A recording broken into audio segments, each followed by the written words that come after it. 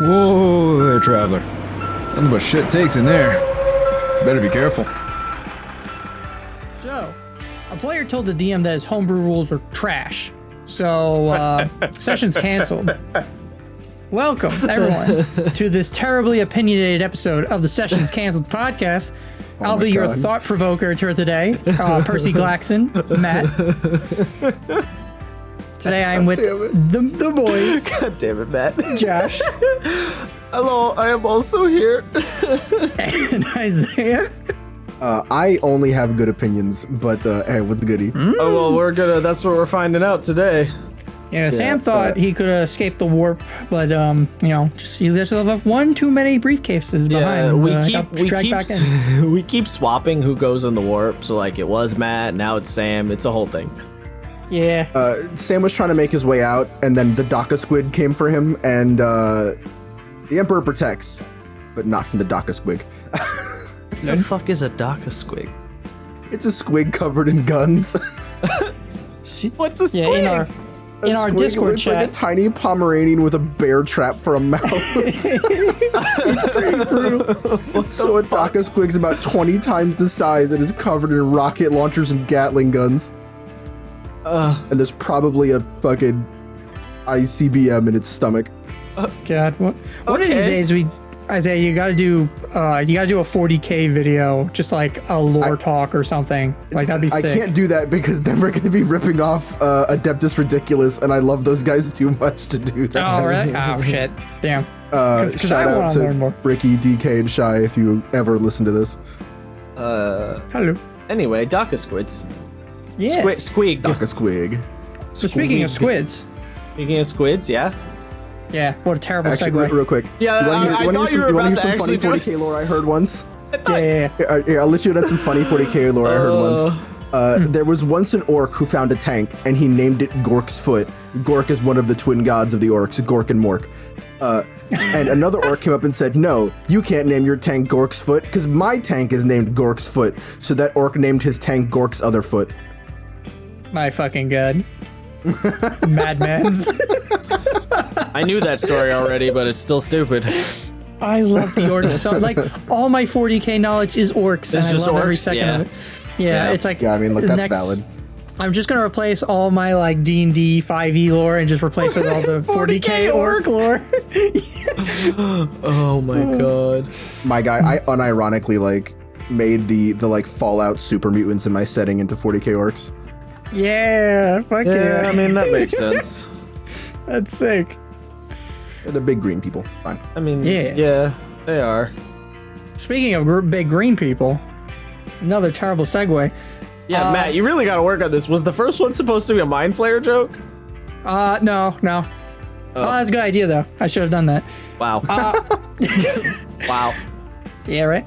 But no, speaking of big green people, today, like the Hulk, and I'm running with this joke really badly, gentlemen. I want your shittiest, most terrible, Hulk anger-inducing thoughts, opinions, takes.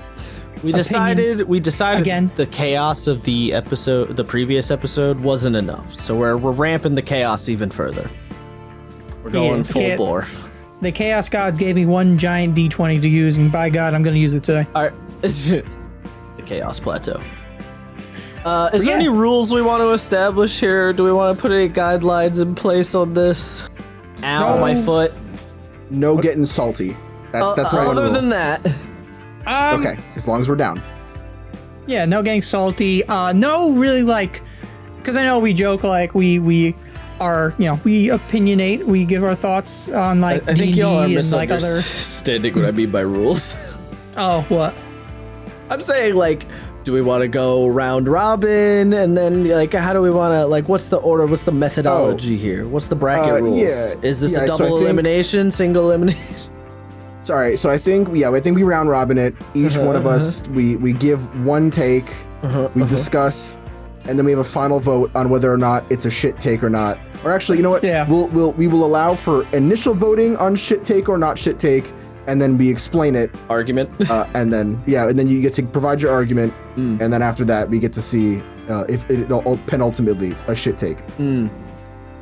I like that. If it wasn't clear to those listening, we didn't establish any of this beforehand. That's why we're doing it now. No, literally not. Off the cuff, baby. Let's fucking go. All right. Yeah. I guess should I start since? Yeah, I was gonna say, who does the opening volley? Yeah. All right. Yeah. I'll go. I'll start with an easy one for me because my players are gonna hate me for this. I think there should be more fucking hoops the players have to jump through the multi-class. Oh. That's actually not. It's not. Oh, fuck. All right. That was less shit than you. Okay. Still shit, but just not as bad shit. Yeah, not it's still a shit Smaller take, shit it's- take, I think. Yeah, no, I don't want it to be like. I mostly put on the joke of like I dislike multi-classing. I like it. But I am definitely not a power gamer. Okay. Who's DMing a bunch of them. So right, what would be what stipulations would you put in place to are you the god of the D&Ds? Owner of the Watsees.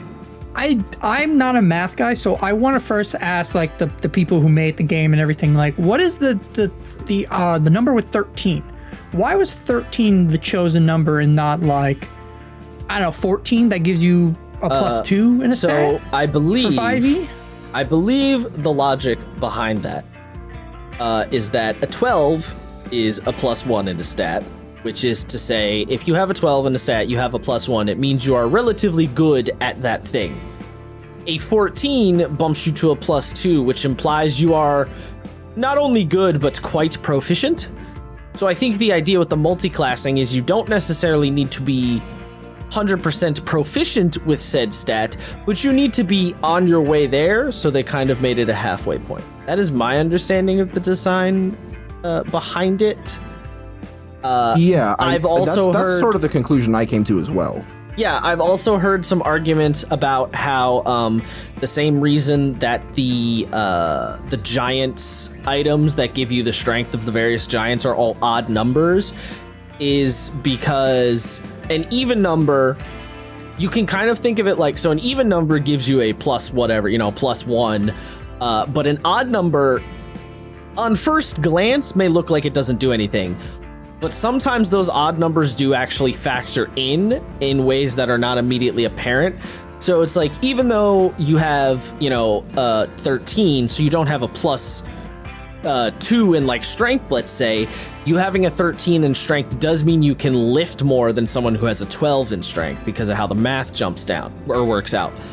So it's like the kind of thing where you are pretty good at the thing because you have a +1, and then you are a little bit better than pretty good because you're at 13. So it's sort of like a 1.5 step.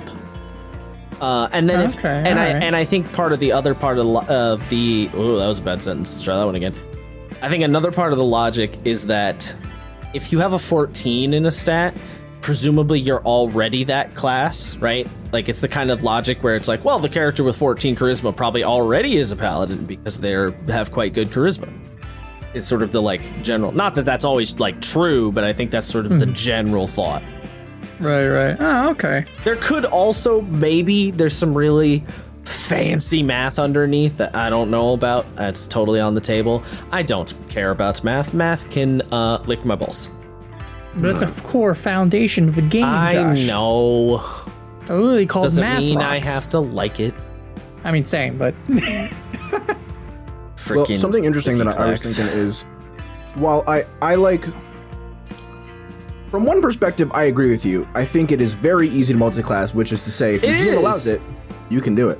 Yeah. And I'm always the one who offers the proponent of like, you have to find a teacher. It has to only be done downtime, and I think we've talked about things like even trainers, putting off a level up to be like, all right, well, I don't want to level up right now, so I'm gonna take this L for like a few weeks until we can get back to like the town or the city or the guild or whatever the hell, and then civilization. Yeah. Whatever, some such. Until the guy can show me how to do the cool thing with the magic sword. Yeah. Question though, because Matt, you said you think there should be more hoops to jump through and or more steps. Right. What what pray tell might said steps be? Kind of like, I like what Isaiah mentioned, I think in a couple podcasts ago, like training, maybe paying gold, like there should be an in-game character thing that happens, and then there should be an outside character thing besides, like, yeah, all right, 13, that's the magic number, but then, see, that's the thing, I'm not a game designer, so I don't even know exactly what the fix is, because I don't want to, like, be like, all right, so this is the new rule for multi-classing, and then fuck it up. Really? Well, I would say. Well, I think my main, not really problem, or I guess my main thing that I would like more multi-classing options that aren't like that have an in-character stake to them, rather than just like, yeah, you want them to be. I'm a druid and a bear and a barbarian, and now I anamorph into a bear and never die. You want them. Fuck. You want them to be fictionally justified. You don't want them to be mechanics first. Here's the problem. D&D in the way that it is designed is mechanics first, fiction second. Oh yeah. And not all games are like that. There are many games that are the opposite. So because people come to D&D, whether they know it or not, with the innate understanding that mechanics is first and mechanics is priority, they might not realize it, but it is something that you just like innately will understand once you start to read the rules. Like it's one of those things. It's kind of like when you see a CGI person, you can tell they're not a real person, although you don't know why, and you can't pinpoint it because you know they're not. It's kind of a similar thing. Because the game functions that way, primarily, you do run into a little bit of a snafu if you were like, it has to also be fictionally justified. Now, you could make some hard and fast mechanics for multi-classing that then sort of become like fictional justification too, right? Like a double service thing. Like if the player's handbook literally says, you have to find a teacher who can teach you for X number of weeks for X amount of gold, and then multi-class. It's like, all right, now you're sort of doubling it up as a fictional and a mechanical thing. So you can go that route. But yeah, if you're doing it just in your personal game where you're like, all right, everyone, you have to find a teacher, you could do it, but you are sort of going against the grain of how the game generally goes. Mm-hmm. Yeah, definitely. So, but I do understand the front. The thing that's funny about multi-classing in particular is a lot of the time from what I've seen, a lot of players, the way that they multi-class is they're like, oh, I have this build idea to make a certain kind of character. I can't really do it with one class, so I'm going to multi-class. And they kind of already have justified why they're multi-classed even before they started multi-classing. So like a good example, we're going to bring up Brett's character again. Brett's character is a College of Spirits bard, and his whole shtick was he would read tarot cards and like do the future reading stuff, right? So at a certain point he multi-classed into Divination Wizard. We didn't really need any extra justification for why he was a Divination Wizard, because he was kind of already acting like he was a Divination Wizard and was trying to do that kind of stuff anyway, and he was already taking divination spells. So it was just like, oh yeah, it was almost like he didn't like I literally forget sometimes that he's a multi-class because he was sort of just doing it anyway. So a lot of players do that, and when you're in that situation, when you're in that situation, telling, like if I had said to Brett, no, you have to find a trainer to teach you to be a wizard, it would have felt kind of shitty and like unnecessary because he was already doing that preemptive work, Yeah, I was literally going to bring up this exact point. It's very funny. If you're multi-classing in a fictional sense, in a mechanical sense, but not really in a fictional sense, right? Like if you're already like a super cool duelist man witcher, and you take some like blade singing to get the sweet 360 spin to wins in there, like it's kind of weird that it's like, okay, I'm going to teach you how to do this thing that you already do. Wait a minute. You know what I mean? Yeah. Yeah. Or like, yeah, it's the thing where it's like, if you're picking paladin just so you can use divine smite, then it's like, all right, clearly you don't care about like, you know, the fictional part about it. But if you're picking paladin because you're a warrior, but you're always shouting to the heavens about your god and telling everyone how they need to repent, then it's like, yeah, you're probably a paladin already. Right. I mean, it's funny because thinking back to like Matinga, like I literally did that where I'm like, oh, I want to be a, you know, multi-class, you know, swashbuckler rogue, but also vengeance paladin, and I just want to like 1v1 shit and just smite the shit out of it and win, and it's a great combo. It's a fucking broken combo for like Dex paladins. But even like looking back at it, I didn't really min-max it too much because my stats, only my Dex was a good stat. Everything else was bad. I was literally a glass cannon. If something hit me, I was fucked. Yeah, I don't know. I mean, I know. I mostly harp on multi-classing a bit much, just as a meme. I don't actually like despise it or anything, but I don't know. I would like something. Not to throw you under the proverbial dragon here, but you have literally been like, just not going to let it happen in my game. I'll just make sure that no one can multi-class, and then I don't have to deal with this bullshit. So you have gone pretty hard at times. True. Sometimes. True. Yeah. That was also high-level D&D when that shit gets, like, ridiculous, and I didn't at the time, to be fair, I didn't understand the Tier 4 play of D&D. It took me a couple months realistically to get it. Yeah. Because I was like, man, I'm like, the CR says it's good, or throwing out CR and like trying to do my own shit and then like doing a combination. And I'm like, I don't get it. They're just murdering everything. And I'm like, I got it. I'm like, I just need creatures that do like 100 damage around. It's fine. Yeah. I mean, I think, man, we went on that one for way longer than I thought. You think so? Yeah, maybe I shouldn't be surprised. Tangent. This was a tangent. That's on topic. Yeah, I think, I'm gonna say not shit take because you're being more reasonable about it now. Originally, yeah, I was just gonna say shit take, but you've come to a space of being a bit more like, I'm willing to work with it a bit. So I'll say not. Right. And if anything, just like in my game that we start up, all my players, they're all multi-classing. Yeah. They're all got their things.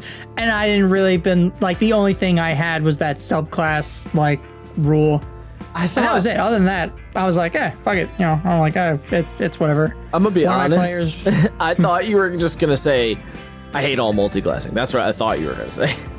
No, because I actually too. meme on it. I meme that I do, but I actually don't. I just mostly meme on it because it's funny. Fair. And it's the Fair. players, and it's like, you hate multi-classing, but that's a part of the game now. I'm like, well, fuck you. I think it's great now.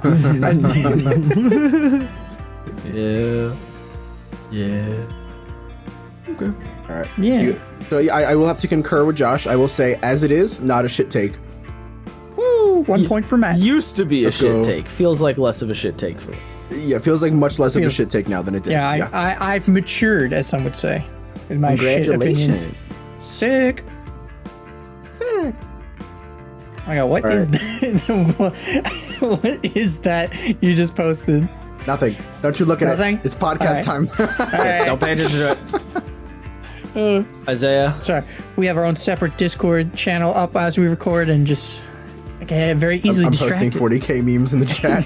Fuck off. Fuck off with your 40k memes. Speaking of 40k memes, Isaiah, what is your shit takes Oh, You- on Matt, tabletop Matt, or D&D related things? You're so bad at this. Oh my god. Got anything spicy need? I do. I have something spicy. Yeah? Bring back racial debuffs and put the cultural shit back in the fucking game. And I'm not just saying just for orcs and kobolds. Give everyone a racial debuff. Make it make it something where you don't have to take it if you don't want to, but reward people for taking the debuff. All right, so anyway, And Matt, let's talk about mine. No, I'm Jesus. doing this. I mean, so that is an interesting thing because, like, with the cultural stuff, yeah, but I think that there should be, because like I think Pathfinder 2e does this now too. Like there is Pathfinder 2e has solved this problem in a fairly simple way, and I don't know why it wasn't adopted elsewhere, but you know. right. Because literally Pathfinder is just like, hey, so you're an elf, right? Cool. All right. Here's a bunch of different cultural examples of various kinds of elves you could potentially be. Here's like 4 or 5 options. And they're different elves that live in different areas, and because you live in different places, you get different buffs. And, you know, 5e could do it. Also, 5e had it a little bit in certain, right? Like you had mountain dwarves and hill dwarves and stuff like that. So it's like, you know, expand that concept out. Yeah. And like, Yeah. I understand the argument of like, oh well, if you debuff soft stats because everything is sort of done in terms of what if as human being a baseline, right? Then to say that an orc is less intelligent than a human, I get it, but I disagree with it on principle, because that, to me, that argument only works if their upper limit to maximum was different, right? If you said that an orc could never be as intelligent as a human, right? Let's say they were capped at 18. Then I'd be like, that's not cool. That's not kosher. I don't like that, right? That's fucked up.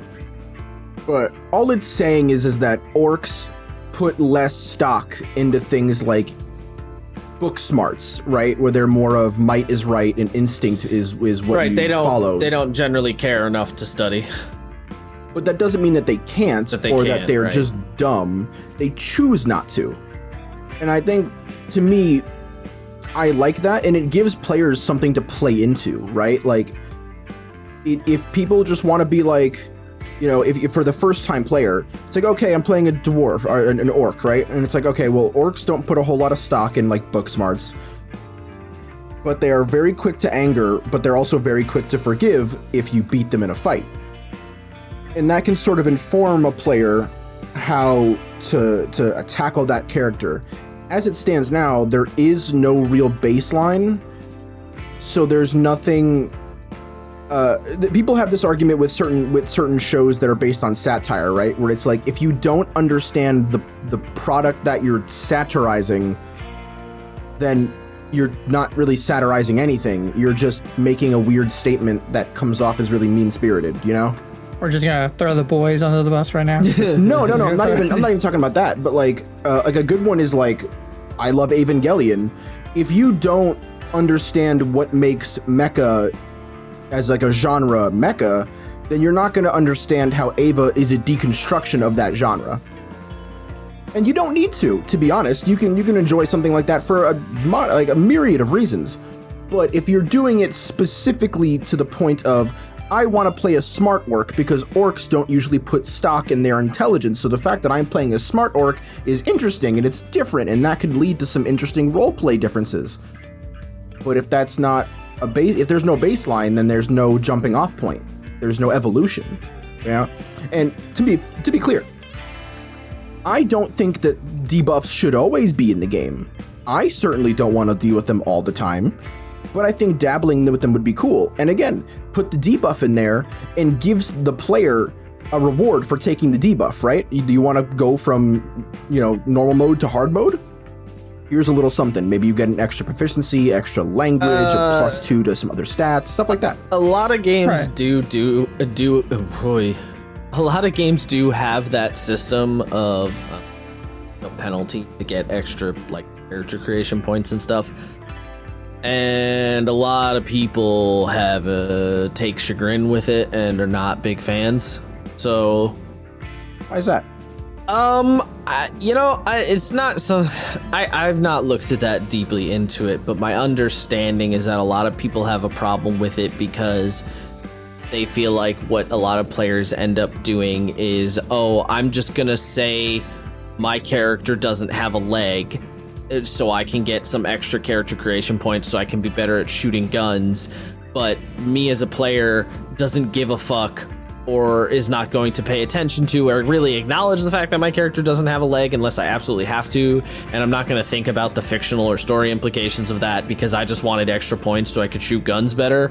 Pathfinder does this, Shadowrun does this, that's why I'm using this example. And so a lot of people feel like it just becomes a sort of like disrespectful, you're just using a disability or something like it as extra points. Like I remember I had a Shadowrun character who I got extra points in character creation because he was an insomniac, you know? And like, for me, I was like, okay, I'm actually gonna, you know, try and do something with that. I'm gonna like explore it, but a lot of people just don't. Yeah, you can do something like that, but it does also get into an area that can be kind of weird sometimes that a lot of people don't like. Yeah, that's fair. Although I think, I don't know where I fall. Side note, just to give an example on the Pathfinder thing. So you have heritages is what they're called. So you have have elf, and then to give you an example, there are Arctic elves, cavern elves, seer elves, whisper elves, and woodland elves.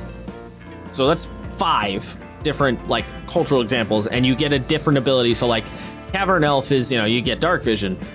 Woodland elf is you can fucking climb and like you're faster. You know, so it's like those are where your cultural like trait comes from.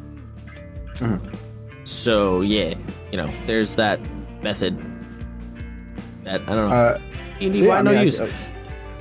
Yeah, but also I do understand the, you know, I think the main problem is less so the idea of like, oh, some orcs don't value intelligence. I think the problem is that races get treated like monocultures.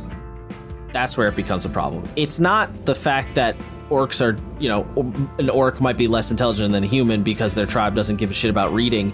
The problem is that all orcs don't give a shit about reading. Whereas realistically, if you think about it in the real world, what would probably happen is some orcs wouldn't give a shit about reading, but some orcs would be like the Athenians and really, really like reading, even though they're still warmongering people, you know? Like, some orcs are the Spartans and some orcs are the Athenians, and that's probably how it would actually go. So the problem is less so the debuff and more so the monoculture aspect, which is why when you have a system of put the points where you want, then you don't have a monoculture problem. Oh, true. What if you had I feel like you go, Matt. One moment, I apologize. I feel like at that you trade one evil out for another, right? Because you don't have a monoculture, but you don't have any established culture, right? Well, you have the fictional cultures, I think, is the counter argument, right? Like you have the like setting specific stuff. You do, but at that point, is it okay to put any debuffs on it? Is it like, because no one's gonna take the cultural with the debuff, right? Like if it's setting based versus mechanics based. Well, the idea would be, you know, you get a -2 to intelligence, but like a +4 to strength or something. It could be. Yeah, well, that's exactly what I was like, because I don't think you should take a debuff and get nothing, because I just think that's just annoying and what's the term? It's like grimdark, but it's or like low fantasy shit. You know what I mean? Yeah, I mean the original hard fantasy. I mean the original idea, at least in like, is, oh, I'm an orc, so I get a -2 to intelligence, but I get a +2 to strength, which is pretty substantial, and I get some pretty strong racial abilities. So like they kind of were doing that, right? But now that was what the original, like Jeremy Crawford mentioned, like, oh, the reason the original Kobold had a -2 to strength and then only a +2 to Dex is because pack tactics made up that other like skill, which and then makes sense. Yeah, it does. And then now they, obviously with the multiverse book, they changed that. Yeah, they took away pack tactics, which is a weird thing. Because it's fun, but... Yeah, I mean, look, there's lots of angles you could come at this whole thing. Like, Yeah, I mean, it is true that, like, you know, you could make the argument of, like, okay, so now there's no culture attached to the races. It's like, that's sort of true in a way. But then also a lot of this stuff that we're talking about is coming from the Mordenkainen Presents Monsters of the Multiverse book, which is supposed to be setting agnostic because it's multiverse. So it's the idea that these races are coming from kind of anywhere. So then there's that problem. A lot of layers to it.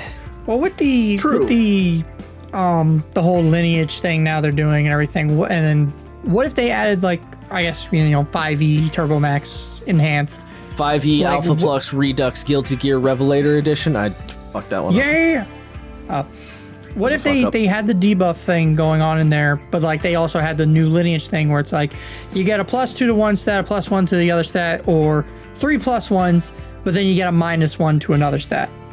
But like either have it in the lore, like, you know, because originally I think dwarves always had a negative con because they're like, oh, you're a dwarf, you're strong, and always had a positive con. Not charisma. I'm sorry, charisma. Oh, charisma, yeah. Sorry, I was mixing. Sorry, dwarves had good con, good strength, but they obviously they weren't people persons. Oh my god, they weren't very charismatic. Fuck. They weren't sociable. They weren't sociable. Yeah, thank you. Holy shit, living underground for a while. Yeah, I'll do that to you. So they're like, all right, so yeah, all dwarves, they have minus charisma. So what if they had like a suggestion thing where it's like, you know, in these settings, like, you know, a dwarf has, like, you know, they put the -1 in charisma, but you don't have to do that. Kind of like how they have like whenever you pick a class and they have the like, here's some like, you know, quick tips of how to like, you know, what spells you should pick or what stats you should put your points into and shit. Something like that, where it's like, you know, hey, if you're picking the dwarf, here's quick tips. Like, you know, where did you put your stats or something? I don't know. Well, so actually, I just had an interesting thought. I would be okay with a middle ground if they gave the GM the tools by which to sort of create cultures of their own in their settings, right? So it's like for each class, if it was like, okay, obviously monocultures are bad. So if you think about it this way, here are some examples for some sub-races. So we have like... Not realistic in any sense. Yeah. So it's like, okay, well, we have Duergar, we have the Mountain Dwarves, we have the Hill Dwarves, shit like that, right? What if for debuffs, you thought about it this way, right? Like Duergar have a minus to their con, I guess, because like they're weak to sunlight. And Mountain Dwarves are either really stingy or really angry, so they have a minus to charisma. And then you've got the Hill Dwarves, who are simpler folks. So they might have a -1 to int. I don't think there's any reason to push it to a -2. Like, I think -1 is fine, right? Because it's one of those things where it can potentially do nothing for you if all you get is a +1, or it can push you over the edge to a to an additional point. You know, like, there's no real situation where it's a bad thing to just take a +1 to get a free +1. Right, and plus I think as like, I don't know, for me as a player, I love a character that has like a bad con or a bad wisdom or some kind of flaw, because it's more fun to play with it. Like if you have like a character and you rolled all 16 on your stats and you're just like, I am the God Man, I am Super Maximus. Like, that's boring after a while. That's like I like Super Maximus. Yeah, that's like at the end of Skyrim where you're really like, I did everything. Hold on. I'm gonna hit the shit take button on Matt. Right. Wait. Yeah. Me? I'm gonna be honest. I don't. The whole I like my character to have a bad stat because it's more interesting. I fucking hate that argument. Yeah, sure. Give your character a flaw. Gasp. Sure. Give your character a flaw. Do it fictionally. Doing it mechanically doesn't get you extra fucking RP brownie points. Sorry. Nah. But I'm gonna have to disagree with your shit take on this one. I mean, that's fine. Look, I'm just saying, I don't like the way people frame that, like, oh, it's more interesting, you shouldn't have good stats. It's like, no, fuck you, I can have good stats and still make an interesting character. No, I don't. That's not all good stats. I'm saying, like, at least, like, I would prefer, like, every player, like myself included, have one negative stat. just one. It doesn't. It's fun. Oh, it's, I don't know. It's maybe, not a I don't know. requirement. Or You at don't- least no, like something negative that's stat. Okay, hold on. I'm back on the fence now.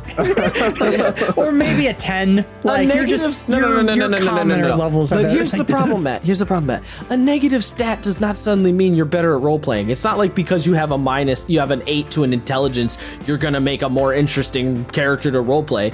You could just have an 8 to intelligence and fucking ignore it anyway. Like you could also have 16s across the board and still make a really interesting, compelling character. Like it doesn't matter. You can too. Get the fuck out of here. The stats are for the clicky clack dice math rocks. It doesn't fucking like.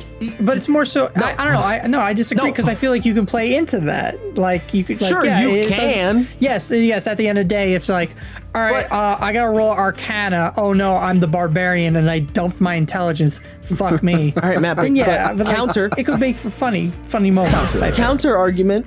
You can play into having all 16s. You could play into the fact that, oh, my character's this hot shit, and he has these amazing stats. So when he does fail, he has a fucking existential crisis because he thought he was an amazing god tier person. You know, he's the kid in high school who got A's and everything, and then they went to college and almost fucking flunked out, and then they have a fucking existential crisis about their goddamn life.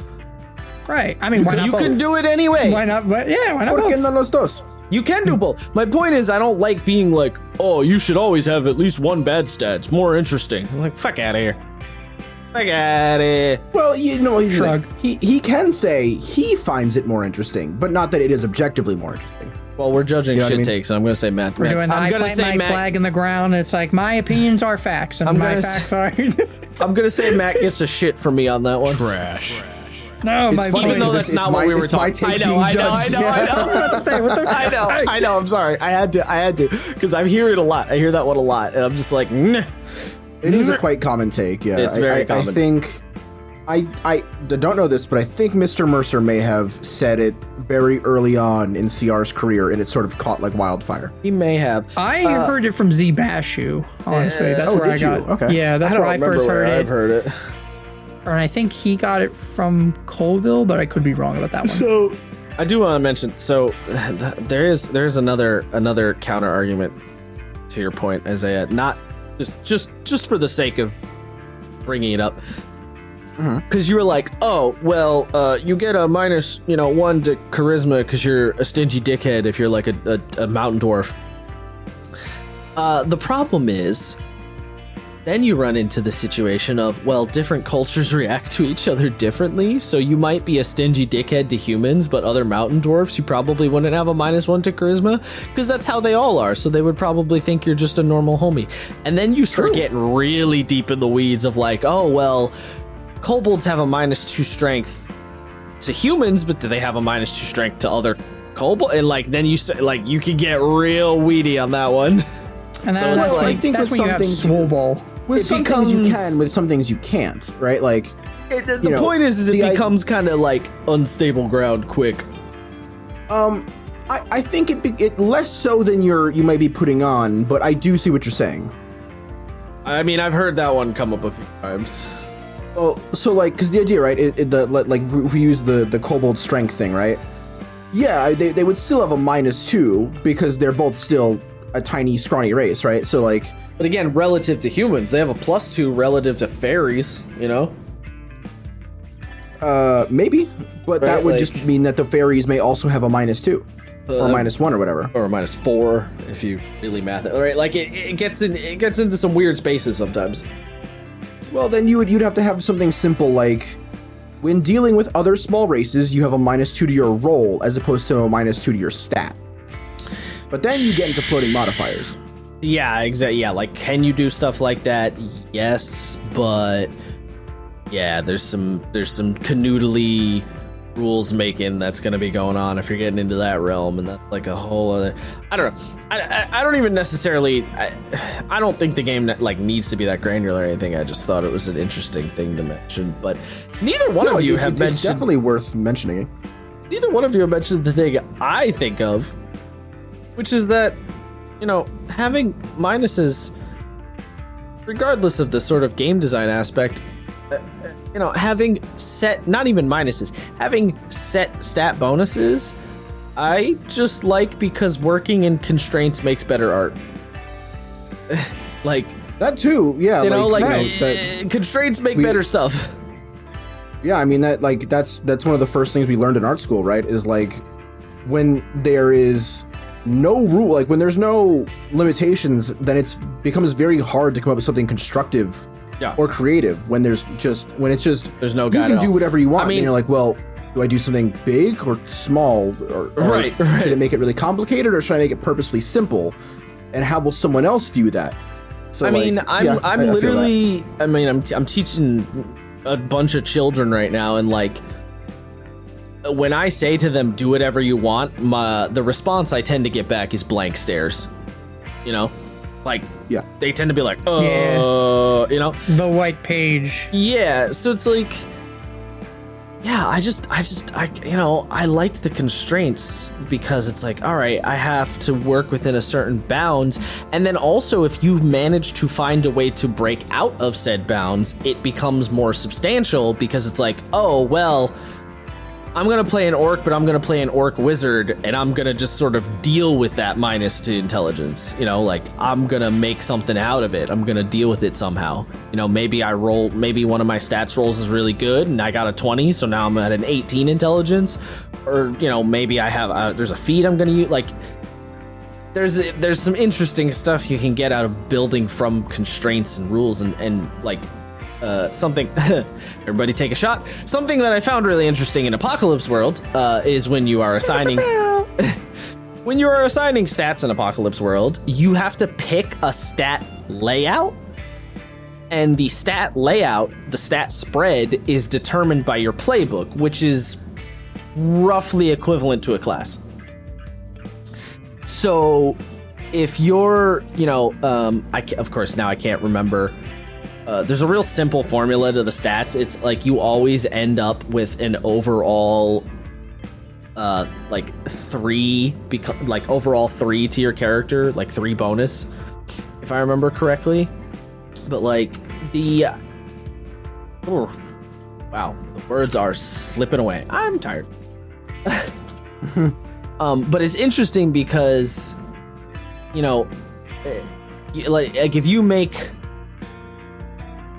You know, you make a gunlugger, and it's like, and I know you guys don't know the game, but like, just bear with me. You know, you make a gunlugger, and it's like, oh, my gunlugger is, you know, more caring. The gunlugger's sort of the violent, as you might imagine, the violent guy who carries a lot of guns around. It's like, oh, well, my gunlugger's just like, I'm sort of gonna go for this more soft angle, so, you know, I'm gonna pick this stat layout, but sort of take this move down the road to reflect like a changing in personality. You know, there's some interesting play you can do there. Trying to see. Okay, here we go. So for the gunlugger, wait, Josh, real quick. I don't think we ever decided. Is mine a shit take, or is it valid? let me finish and then we'll hit you. Okay. So to give you an example of what I'm talking about, one of the stat spreads for Gunlugger options is cool +1, hard +2, hot -1, sharp +1, weird at 0. So as I said, it totals out to 3, right? Cool +1, hard +2, sharp +1, that gets you 3. Oh no, sorry, it totals out to 2 because then the -1 gets you 2. So it evens out to a +2 on everything. And then you can also, so you can take one of the, so if you want your Gunlugger to be cool, and that's cool as in cool-headed, there's a stat layout that's cool +2, hard +2, hot -2, sharp 0, weird 0. But all 4 of the stat spreads for the Gunlugger have hard +2. Because you're the Gunlugger, you're violent. There is no, you are good at violence. You might not do it, but you're good at it, you know? So it's like, because you're sort of limited, and there are ways to modify those later down the road too. So it's like these limitations is the same, you know, it's the same energy as the Orc Wizard. It's like kind of an interesting, like, okay, this is something to contend with and think about and like noodle with. And, you know, I don't know. I think maybe I understand what Wizards was doing, but I think there was maybe an overcorrection. I think overall, I'm going to say Isaiah not shit take. Woo! Let's go. Yeah, no, same. Yeah. Hell yeah. Oh, we're doing way too good on this. We need some real shit takes. All right, we need some garbage takes. I'm trying to dig it up from my. Well, it's my All turn. right, Josh, say something blasphemous right now. Oh man. there's the easy one that pops to my mind is Milestone Bad, but like we literally had an episode on it, so I don't know if I really need to retread. So if y'all just want to judge me on that, and then we just move on. Damn, that was so fast. I didn't even get this far. It's like, okay, shit take. For those listening, we had a whole episode on like experience and reward systems, so I gave my big long diatribes about how I feel about milestone reward systems and how they do or don't work and why I don't like them. Although I do admit there are certain versions of milestone systems that I am like more willing to accept because I think they're better.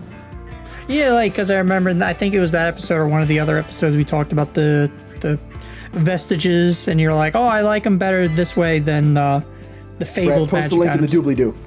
Yeah, at some point, yeah. Where vestiges divergence, it's mostly like the magic item will level up when they hit this story milestone, whereas the Cobalt Press fabled magic items are like the players will reach this, like the magic item will level up when the player reaches level 5. Oh yes, and I remember you were like, I like the other version better. And I was like, oh. When it came to items, my opinion was kind of flipped, which is a whole other thing, which I also got it. Again, I got into it in said episode, so I don't know. I don't know, Matt. You want to give me the shit or not shit take on Milestone XP Bad?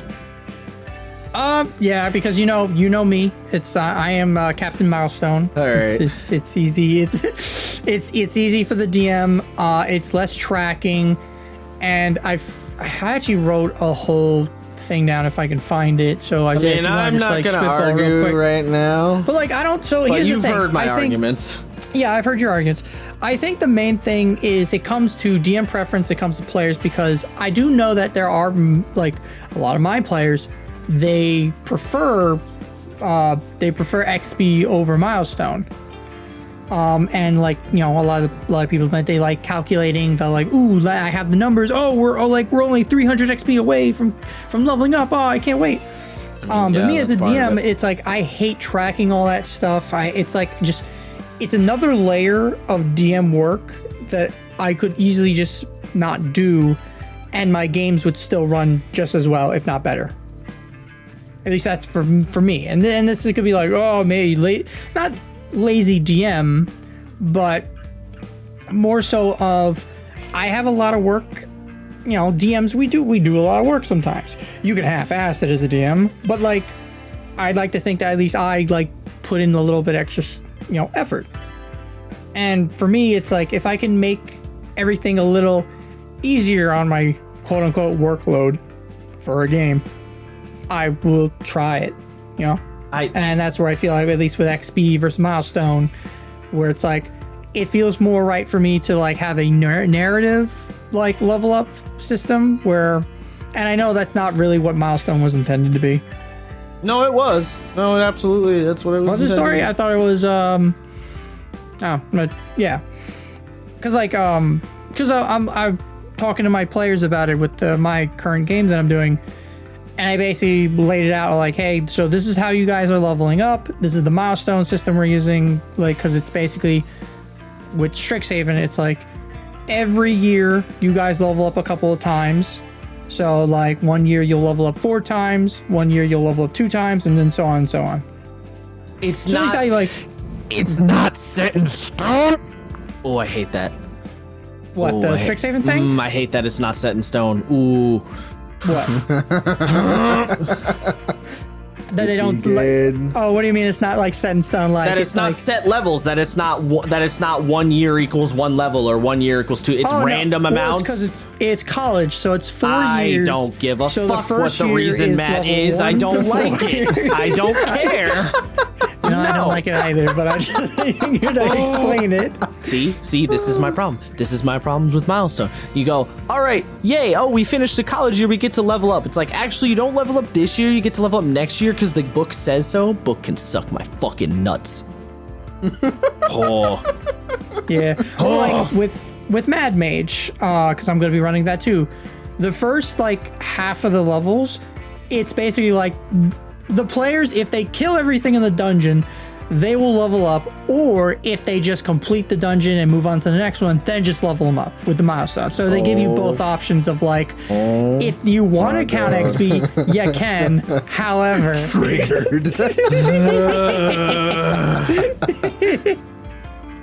gets worse the more you explain it. I know. Jesus Christ. All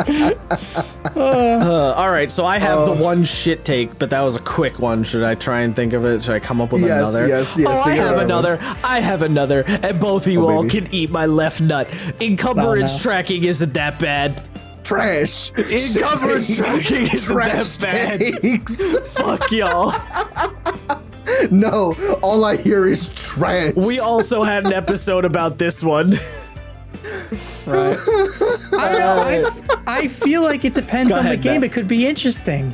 Exact. Thank you. See, That's why I'm like, thank I you, don't Matt. think it's a trash Thank take. you, I Matt. actually don't get it. Yeah, I don't think it is. You damn Skippy. Like, if I did it with my players in the Magic School game, they'd be like, Jesus Christ, why do I have to count for all my books and nonsense? But if it's like, You can't go to class, you have too many books. surviving in the woods and shit, it's like, guys, I found this mountain of gold. I have to bring it back to town. It's like, Matt, we don't have wood. We are literally going to freeze to death. But guys, I have all this gold. Yeah, I mean, Yeah. look, I will extend you an olive branch. Yeah, when you're playing like survivalist games, sure. Yeah, I'll give you that. Then encumbrance is pretty cool. But I will also say, as a side note, I'm willing to give on tracking money. That one, fine. Okay, I'll accept all right. defeat. Yeah, on that oh one. my God. Okay, Yeah, don't. okay. Yeah, don't count money. it's a, shut the drawbridge, raise the drawbridge a little. A little bit, yeah. I just I don't know. I don't really even know really what my deal is. I just feel like encumbrance and stuff you're carrying should matter in some capacity, especially because there's abilities and spells and equipment and things in the game specifically designed to interact with that mechanic or ignore that mechanic in some fashion. And This is gonna be a shout out to my buddy Chris. It's like, it makes sense for the sorcerer who stole the ogre's giant ass like large size club, that he's gonna have some issues trying to carry that around all the time. Because his Exactly. strength is a 1. Exactly. That's what I'm saying. Or like, or the idea of like, so how many weapons you got on you, fighter? Well, I got a bow, I got a sword, I got a long sword, I got a great axe, I got another bow, I got a javelin, and it's like, how you carrying all those, buddy? I just They're all over. I just tuck them in like different areas. My boots, my pants, my cloak. I have a cloak made of swords. My ass, yeah. I got 3 daggers up there. Don't ask. just tuck them in random place. Like, that's what I'm saying. Like, there's a certain point where it's like, come on, motherfucker, what the fuck? No, you just solid snake it. You just shove it up your ass. It's fine. Sir, look, I get it in video game. Look, I'm also somebody though that doesn't get mad when a video game has like a weight limit. So, Depends on the game. If Elden Yeah. Ring had an encumbrance, I would go ballistic. I would go fucking buck wild. I'd be so Well, fucking don't mad. they have that kind of with like your swords and shields that you No. can't wield like a certain no, size shield or? So it has like an encumbrance in the sense that like you will be hindered, but like if it extended to not just your equipment but also your inventory, because that game just pisses items at you. All the Souls games do. Yeah. What you're talking about, Matt, is like you're not strong enough to wield the greatsword. What Isaiah is talking about is you're not strong enough to put the greatsword in your infinite inventory. Right, Yeah, it's like the it- Skyrim weight thing where you're just like, hold on, I'll be right there. You're just sliding across the map, Exactly. inch If- by if- inch. Yeah. Exactly. If it had like Skyrim or Fallout like styled encumbrance, I would say that those games would be fucking not great. I wouldn't say terrible because they're too good, but I would be very much less likely to play them. Especially because I'm a hoarder. I'm the guy who doesn't use the fucking vulnerary into the final boss and fucking Fire Emblem, and then I'm like, but I might need it. It's like, it's the final level. It's the final boss. He's gonna die in 2 hits. use everything. No, but I might need it. I don't know what you're talking about, but sure. It's fine. Someone. All right, so Isaiah says shit take on that one. Matt says not shit take. What do we? Well, I'm outvoted because you don't think it's a shit take, obviously. Oh, good point. Unless you do, in which case it'd be fucking hilarious. All right, no, I'm taking that W. I'm taking my W. I'm taking it where I can get it. Oh my All right, goodness. Matt, what you got for us? Because I just gave 2. This one's also mostly a meme, but I'm gonna. This is gonna piss Josh off the most probably. Yeah, don't bother. Just why bother playing other game systems when you could just jerry rig everything in the 5e? I will your fucking legs. Actual fucking shit Clown take. Actual homunculus. Actual homunculus. Like this heisting mechanics There's from no- Blades in the Dark. Just cram it in your game. My man's a whole troglodyte. I can't. Oh, there's no debate on that one. I'm putting that down as shit. I'm keeping track, by the way. Like this one ability from Cyberpunk 2077, just put it in your game. It's fine. It'll fit. God. There's 5e no is amount of so- explanation you can give that makes me not you think can't. this is a shit You take. can't. You 5e cannot. is just a raw Play. dough that you can easily bend No. and shape into your own. No, that shit is just garbage, homie. Basura, turukaka, not good. Straight trumpetage. Garboter, straight Yeah, trubbish. no, I will not. good. I will not hear this discussion. I will not. God, you Play telling me other I have to games. learn a whole new game for just one thing? Nah, No. I'll just Yes, do it in because you D&D. still owe us a fucking one shot. No. What I'm saying is just read other games at the very least. I'm not saying you can't borrow mechanics. In fact, you should borrow mechanics. However, there is a breaking point. There's only so many things every game. Look. Generic games are a lie. There's no such thing as a generic game. Anything that tries to pitch itself But as a generic Josh, game GURPS. is a fucking GURPS is not a generic game because there's no such thing. Because no matter how generic you try to make your game, all games do something better than other shit. Fate Accelerates try to be a generic game too, and it does certain things better than other things because it is impossible to design a system 100% generic. So 5e is not a generic game. GURPS is not a generic game. Fate's Accelerate is not a generic game. Nothing is. Stop doing that bullshit. There's a breaking point. Yes, you can hack, and there are certain games that are more easier to hack than others. Sure, 100%. It's easier to hack 5e than it is to hack Shadowrun. Sure, whatever, fine. No such thing as a generic game. Read other games. Play other games. Reload. Play other games. and if you don't want to play other games, that's fine. But don't try to tell me 5e can do everything. Matt and or other people on the universe out there. But Josh, it's so valuable. I will now reload my MP5. I'm gonna be real. I'm about to unload on your ass. Real shit. No, because I've had to deal with this shit before. It's Of people awful. unironically being like, no, I only need to know 5e. It's the only game that matters. And it's like, dude, what the fuck? You won't even like look at other systems and like, no, why would I do that when I could just make the shit up myself? And it's like, because It's awful. It makes me so mad. Look, because if you don't need to do the work, don't do the work. And hey, maybe someone did it better than you could have. yeah, maybe like, a game designer who knows better did better. Yeah. Like, I'm Also, look, you know, look. If you're gonna say I don't give a shit, I'm only gonna play 5e, at least do what Matt does and just be honest. Just say I don't fucking care. I only want to play 5e. Just be honest with me. Yeah. Don't make up bullshit. And to be fair, I do read other systems and then like, raise my eyebrow, but I don't play other systems. That's and fine. that's like, it's not fine, but it's Yeah. better than being like, I will never read another. It's Never. like being like, no, I can't do it. It'll bring me down a dark path. I can't do. It's like no. It'd be like saying shonen it's a rule anime. book. It's not crack. It'd be like saying shonen anime is the only genre you ever need to watch. Oh my It's god. the only one, Josh. It's all you Yo, need. You shout just out need to my one friendship. man who said that Luffy's new attack was more iconic than the Kamehameha. My homie got his my ass beat in the fucking quote God. retweets. Jeez. What a clown that dude was. I told my cousin about that. He loves One Piece. It's his favorite show. he was like, and he's LOL, like, clown no. take. He's like, no. He's a clown. He's like, that guy's. He's like incorrect in the highest degree. I'm sorry, but you can't say, look, listen. You cannot say something is iconic when it just happened. You need to give it a couple of years, my guy. Shout Goku's out- been shout around out for to a my- minute. Shout out to my one guy who was like, Yeah, but like everyone recognizes the Kamehameha. My mother knows what the Kamehameha is. Yeah. She doesn't know what the red rock is. Same. And he was like, Yeah. he was Wait, like, that's what it's called?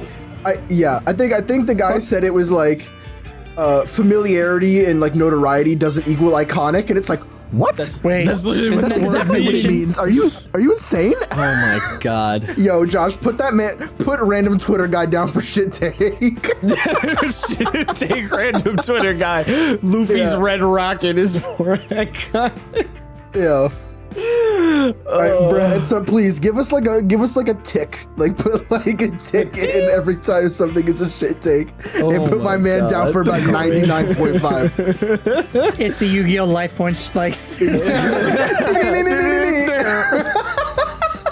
0 life points left. Oh my god. Holy shit. Anyway, Matt, get the fuck out of here with that Anyways, take. 5 Isaiah. guys, it's a great game, right? It's okay. Oh my Isaiah. goodness. All right. Get me out of this hell. So you know what's Fucking funny? hell. My take was going to be learn other sis. Shit take. Oh my god. No, actually, do. Yes, do that, please. Please, other people on the internet. Yeah, do no, that. Holy I Christ. can't. No, that is certified not shit. Certified Do not as I shit. say, not as I do. Certified base take. Yeah, certified base take. Play other games. At the barest minimum, my read God. them. Read them at the least. Holy shit. Oh. Let's see. I can't. I can't. All right. Fudging dice rolls as a dungeon master. Ooh, that's a spicy one. I think, and I'm not going to say if I do or don't do this for the 3 players who listen to this fucking podcast. You'll never know. But I think doing it for dramatic purposes is totally fine. And like villainizing and bastardizing people who say like, oh, I fudge takes for the drama. Like, they're not the bad guy. They just want your life to look, they just want the cool shit you do to be cooler or to make the moment more dramatic. Like, calling someone like a shit DM for fudging a roll, ultimately potentially for your benefit, that doesn't make them a shit GM. It makes you an asshole. Like, real shit. Now, assuming that they're not doing it to like constantly dick you over and be like, oh no, you don't actually do that. What you do is this. If they're doing that, no, that GM's a fucking dickhead. Absolutely, like, you're cringe, bruh. Sorry. But if you're doing it in good faith for the like sake of your players and the enjoyment that you have at the table, fucking based AF. Gladly have you as my GM, my guy. I mean, yeah, I think it's okay. It's tough because like I normally like because I use roll 20. Matt, we can't let Isaiah win this. Why? He's too far ahead. Listen, I already said. Listen, I'm not getting last place. The Twitter guy's got last place. Yeah, that's so- true. He's about negative 99.5 shit takes. I'll accept bronze over wood any day as a trophy. Okay. All right. But like going back, like yeah, I roll out in the open most of my shit because on roll 20, that's what it's set to default, and I didn't realize that you can change it until like midway through my campaign. I was Matt, like, you clown. oopsie daisies, I'll just leave it. So now I just roll like I think I now do like skill checks or certain opposing checks. I would probably do it as like hidden, but when it comes to like attack and damage, I'll roll that shit out in the open, just because it's like, listen, guys, if the Lich kills you, the dice said he kills you. It's not on me. I'm not an asshole. I'm just the referee here. Don't pull the gun on me. All right. True, yeah, right. And it's like there's also like, what rolls do you fudge? All right, listen, y'all. 'Cause- Hold on. I gotta get in the confession booth. Okay. Just I Yes, know what my you're son. gonna say. I know what you're gonna say. Don't you worry. what am I gonna say? You don't fudge rolls. You just let the shit rock. Okay. I'm aware that I am on the record as having said that. Oh. Father, I have sinned. Oh shit. I have been converted. My man. Hey, let's go. I want to be. Look, okay. I feel I need to establish. All right, I'm gonna give the Isaiah certified not shit on this one as much as I want to. Because I've gone over to the light. If you remember Isaiah, the the fight with the Neothalid. There was some fuckery abound in that fight. I'm not gonna lie to y'all. There was some fuckery abound. There were some hits. There were some not hits that probably should have been hits. There were some decisions that were stupid decisions intentionally. And this is the thing I realized. So like a particularly good example, when Rebellion got eaten, that motherfucker died the next turn. He was dead, straight Trubadish.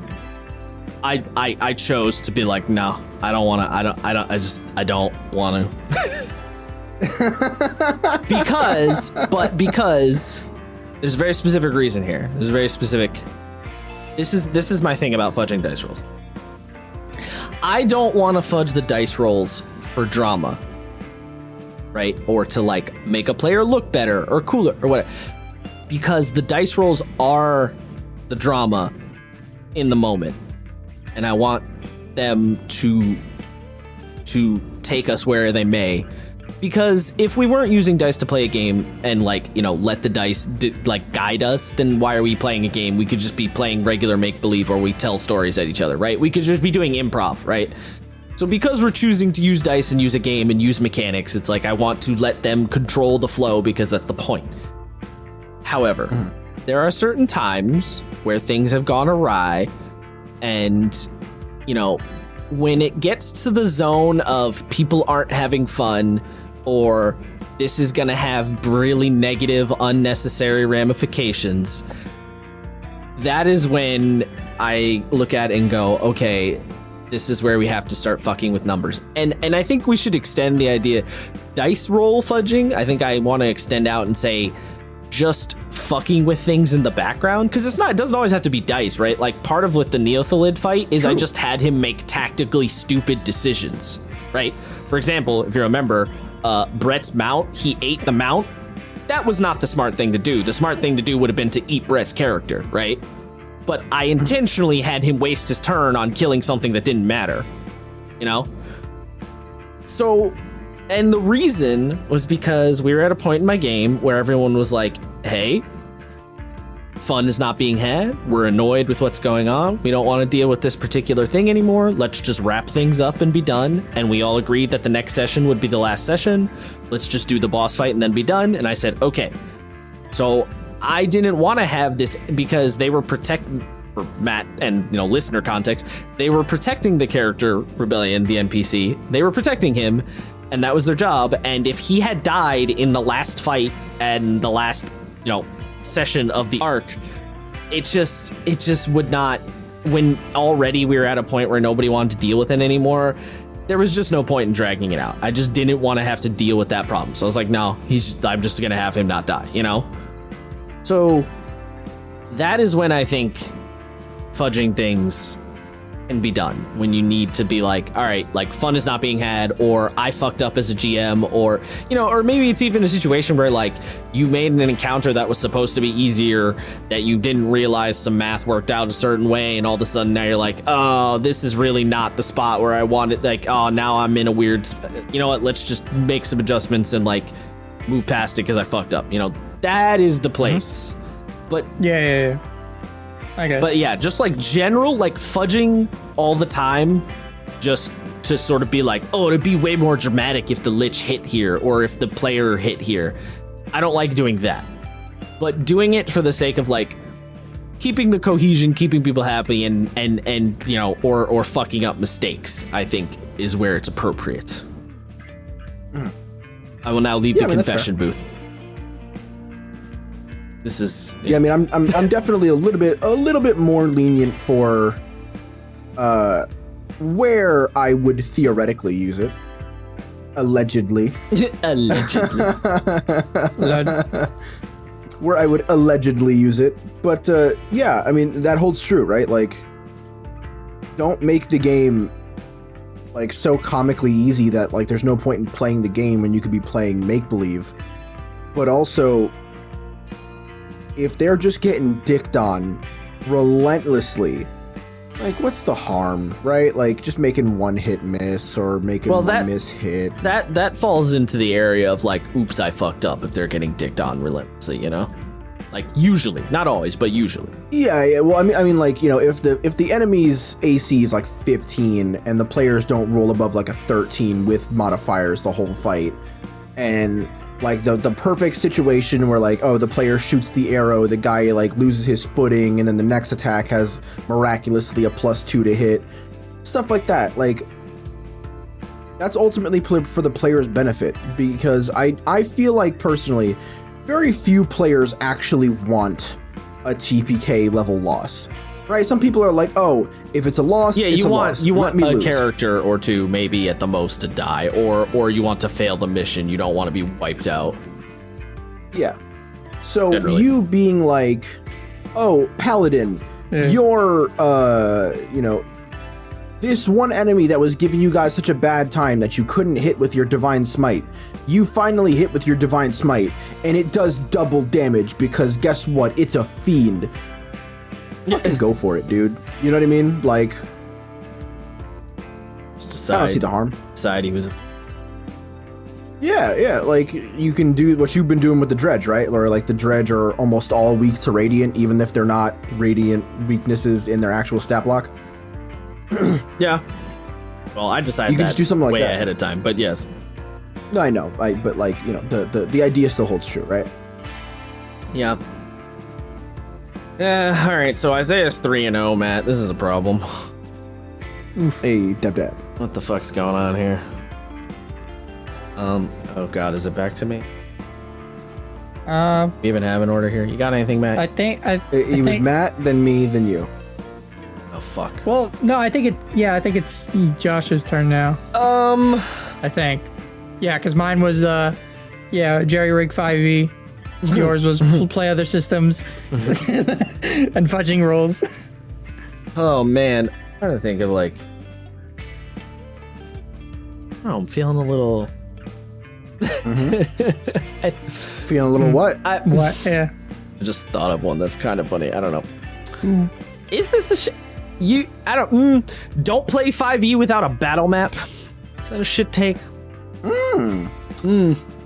I don't know. I I don't agree with you, but I don't know if it's a shit take yet. because you know, I don't think it is a shit take, but I also like a map. Yeah, and you know, it's one of those things where I understand that technically the game does not say it is strictly required, and I know that people will be like, I play Theater of the Mind.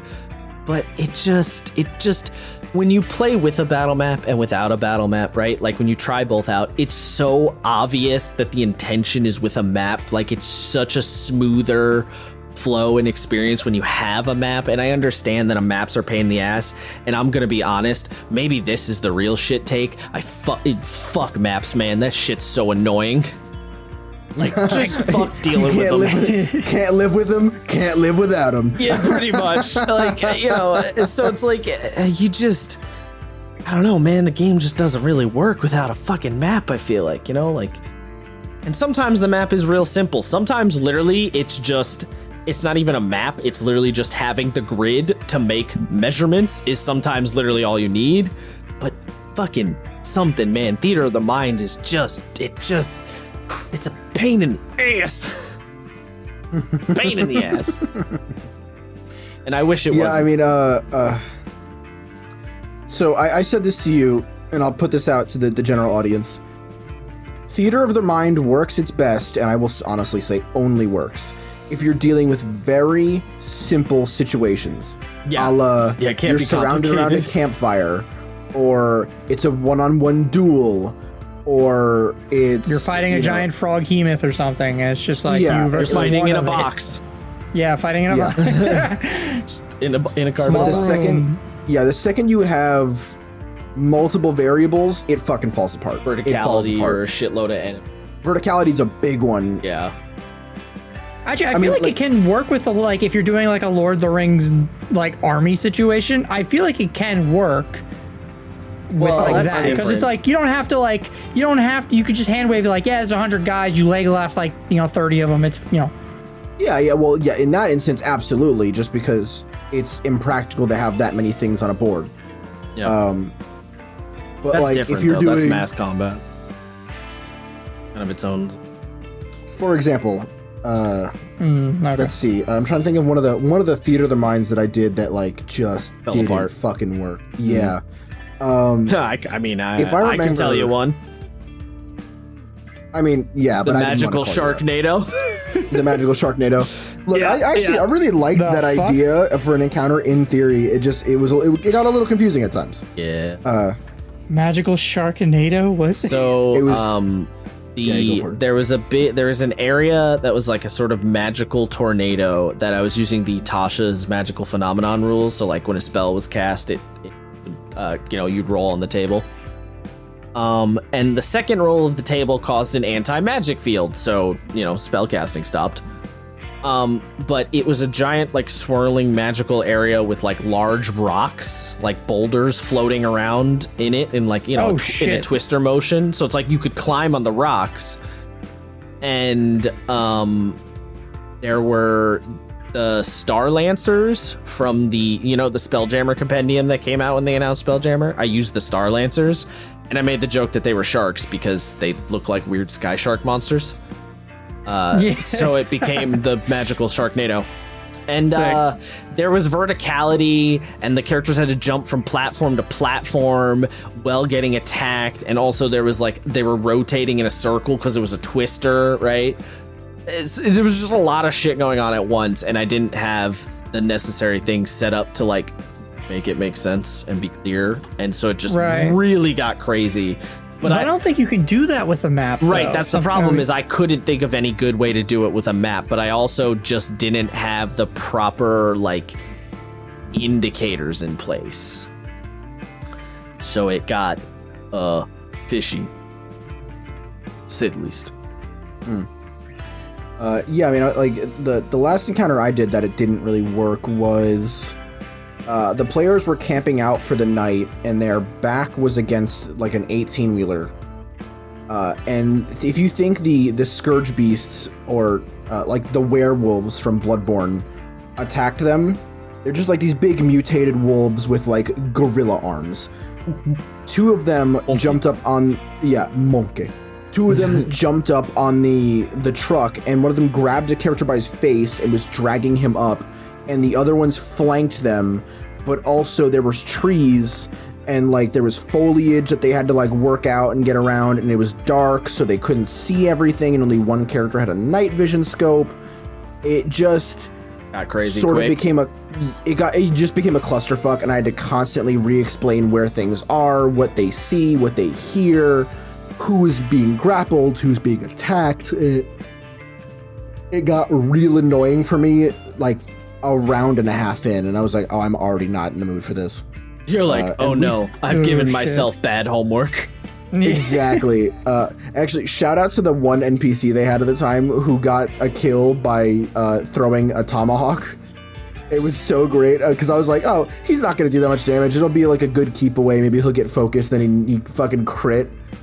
And the tomahawk did, for the crit, it did 2d6 plus 2d4 plus like 7.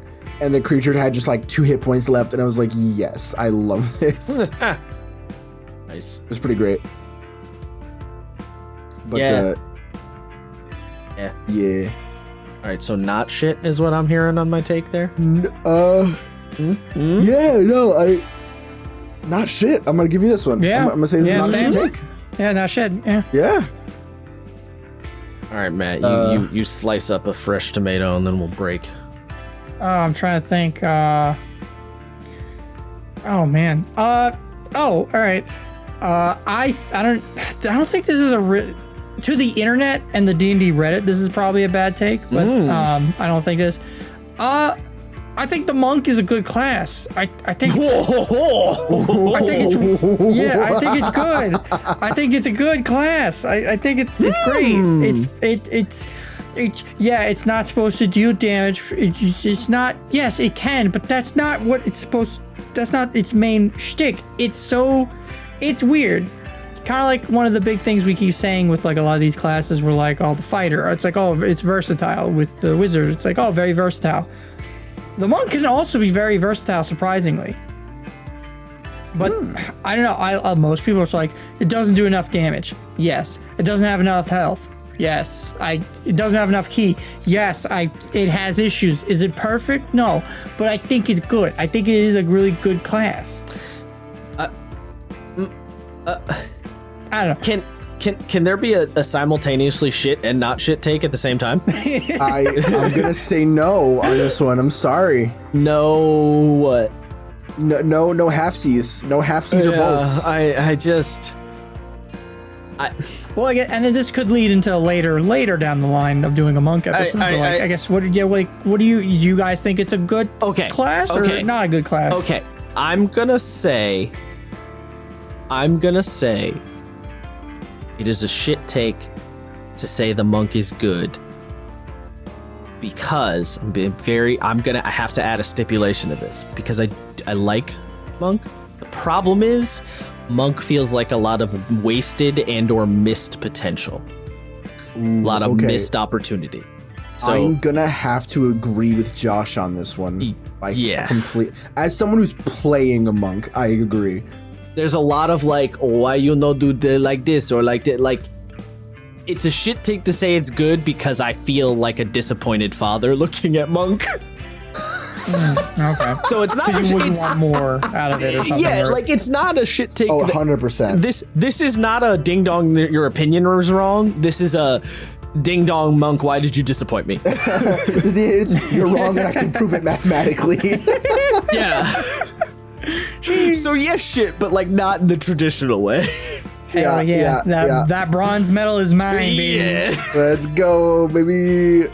I'm gonna, it's a tricky one, man. Monk is a funny. But also, like, man, what even is monk's niche, really, right? Like, whew, I don't know. We'll have to save the deep dive for another time. But yeah, whew. Yeah, Don't you worry, I'm ready to talk that episode. I know you got ammo for that one.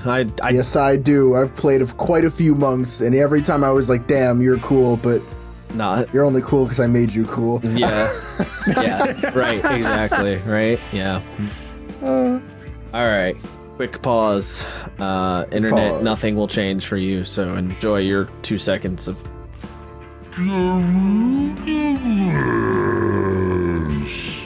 And we're back, folks. Back from what? Who knows? Chaos. I had to water my Daka squig.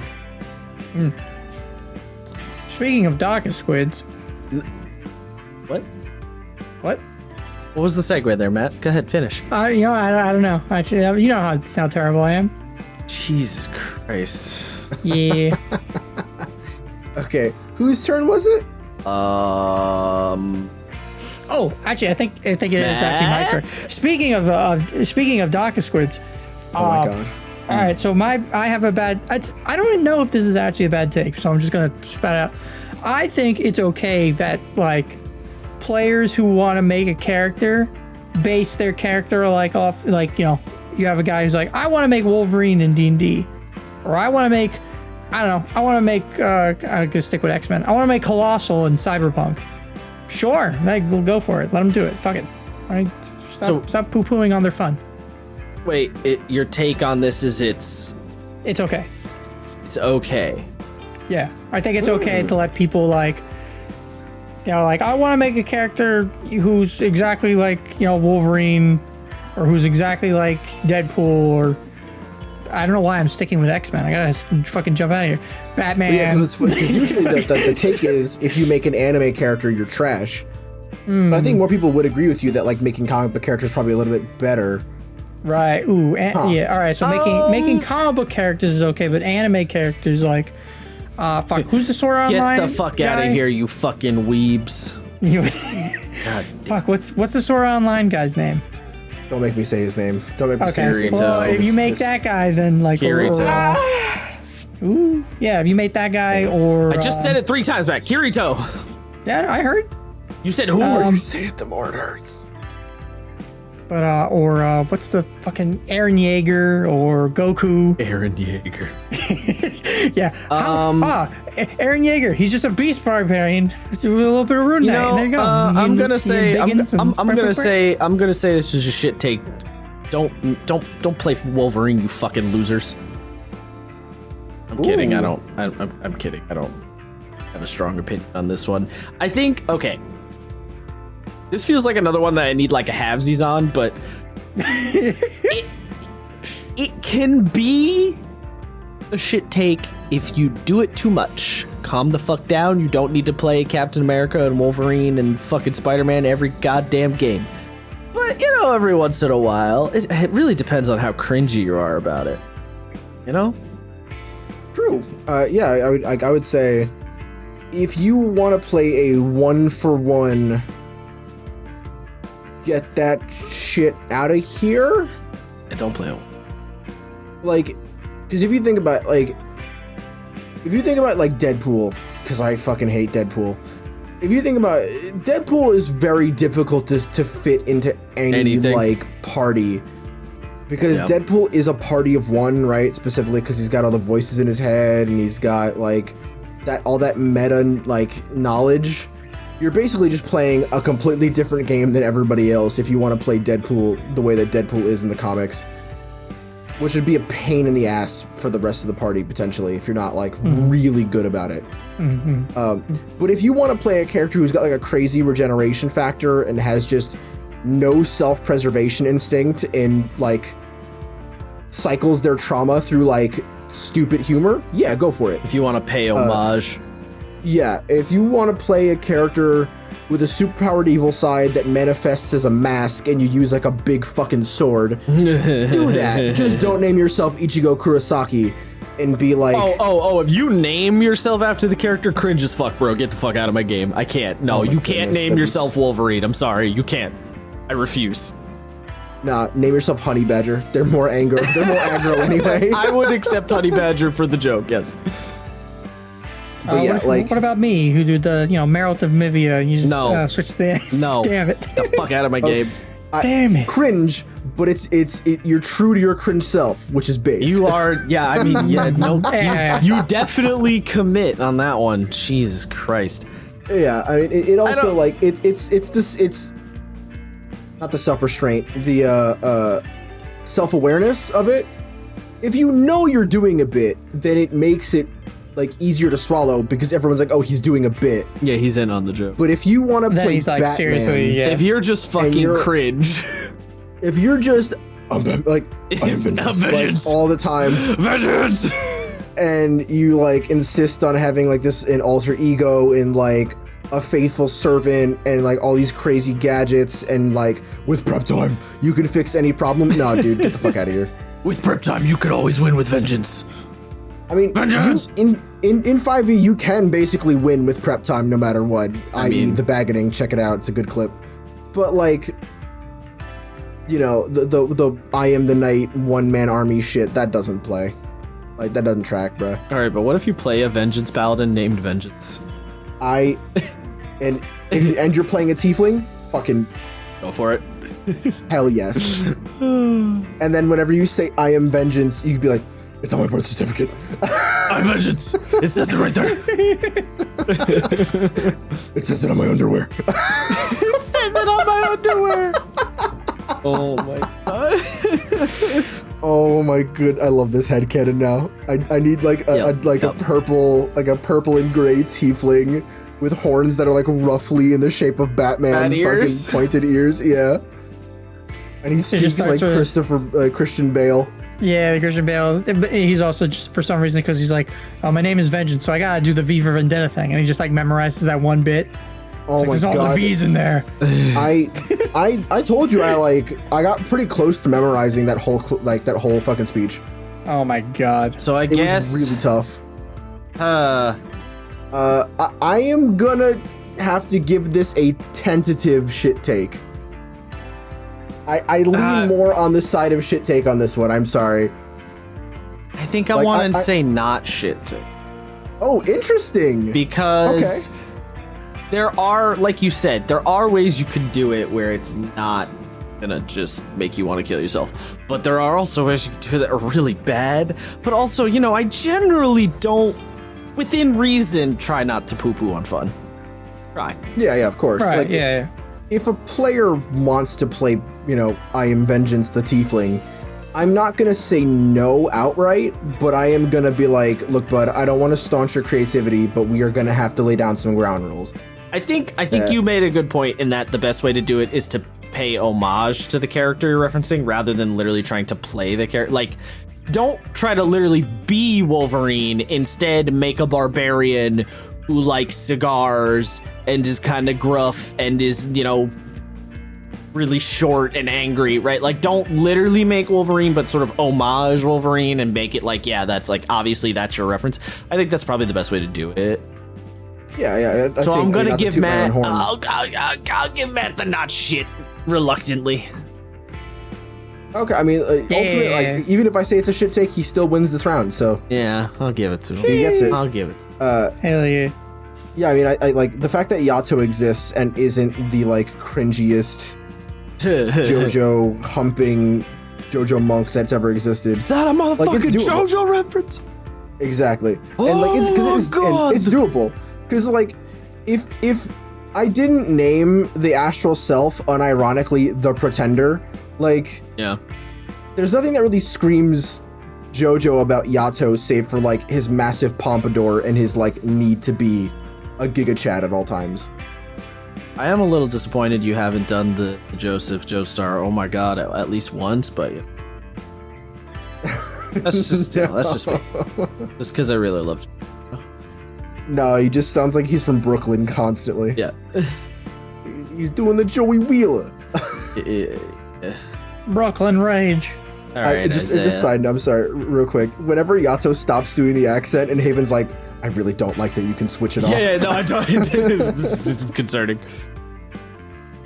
All right, shit Isaiah, take. you got you got a spicy meatball.